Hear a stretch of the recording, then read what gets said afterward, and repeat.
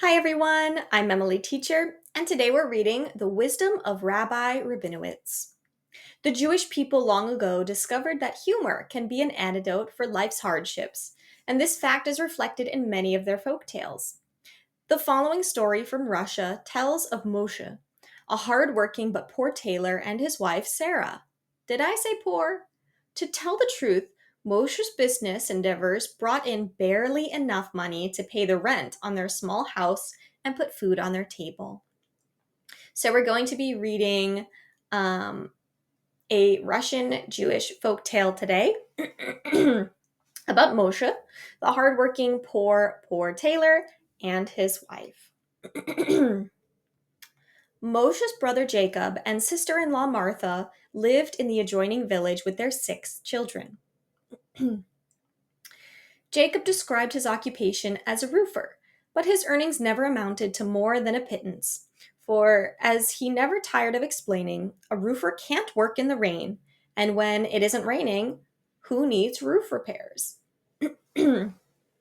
One day, Jacob came to his brother with a plea for assistance.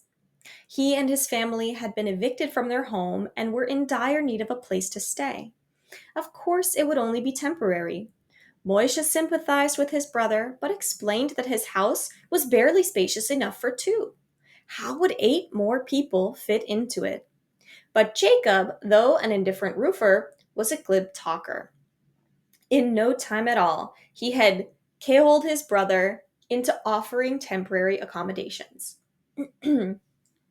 So already we're seeing the use of humor in this folk tale, right? So we're talking about Moishe's brother Jacob and Jacob's wife Martha. There are 6 children, so that's 8 people in one house. Jacob is a roofer, but he doesn't make much because he says, well, a roofer can't work in the rain, and if it's not raining, there's no repairs to be made in the roof. A little bit of a silly joke about um, why he doesn't make a lot of money. So Jacob finally talks his brother Moishe into letting the whole family stay in Moishe's house, which is very, very small. Moishe and Sarah felt that a small army had invaded their home. The children were allowed to run wild because Jacob and Martha were the most indulgent of parents, never correcting them.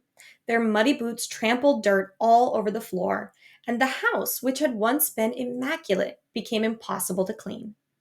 Jacob spent the entire day lolling in Moishe's favorite armchair, while Martha's strident voice never offered any respite. So we see Jacob and his family have taken over the house. Jacob and Martha do not correct or scold their children, so their children are doing anything they want, mucking about the house, making a mess. Jacob is just sitting in a chair all day, and Martha has a very loud voice that she's using often.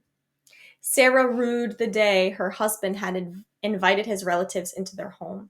As for Moishe himself, he could scarcely sleep at night. When he grew increasingly haggard, Sarah became so anguished that she sent her husband to Rabbi Rabinowicz for guidance. The rabbi's advice was straightforward and uncomplicated. Knowing that Moishe kept a couple of goats and some hens in the backyard, he told the exhausted man to move the animals into the house. Moishe was bewildered.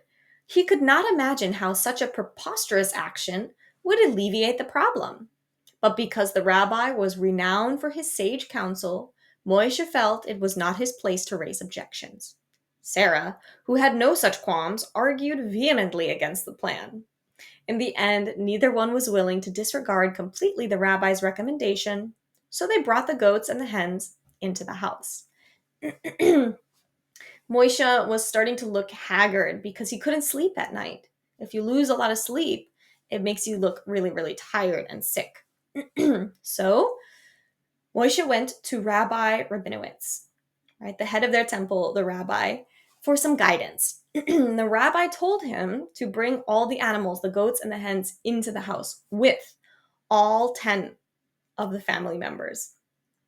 And this rabbi was known for being very wise and giving good advice. So Moishe wanted to do it, but his wife, Sarah, was very much against it. But they decided to bring the animals into the house. If things had been atrocious before, they were now 10 times worse.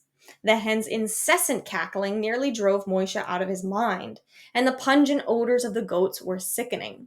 Poor Moishe's home was in such bedlam that any thought of sleep was impossible.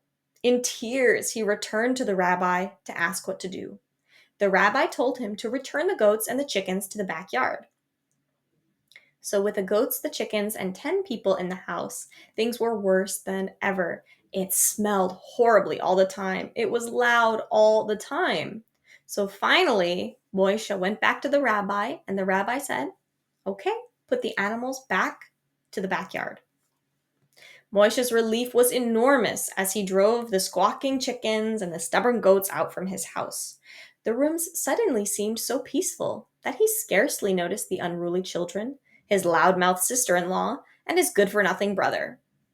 "Peace," he murmured contentedly. "It's wonderful. That Rabbi Rabinowicz is a genius." So the sage advice from this rabbi was kind of silly, right? He didn't fix anything. The family was still there living with the couple, and the sister was still loud. The brother still didn't do anything, and the kids were still crazy. But now he had had worse. The animals were in the house, and it was even worse. So now that the animals were gone, it seemed like all his troubles had been fixed. So we can tell it's a little bit of a silly folk tale here. We can see the humor used, right, by the rabbi's plan, right? It wasn't really a fix, but still the attitude of Moishe had changed at the end. Thank you for reading with me today. We do have links that are related to each of our articles. If you want the link for this story here, you can find it down in the description below.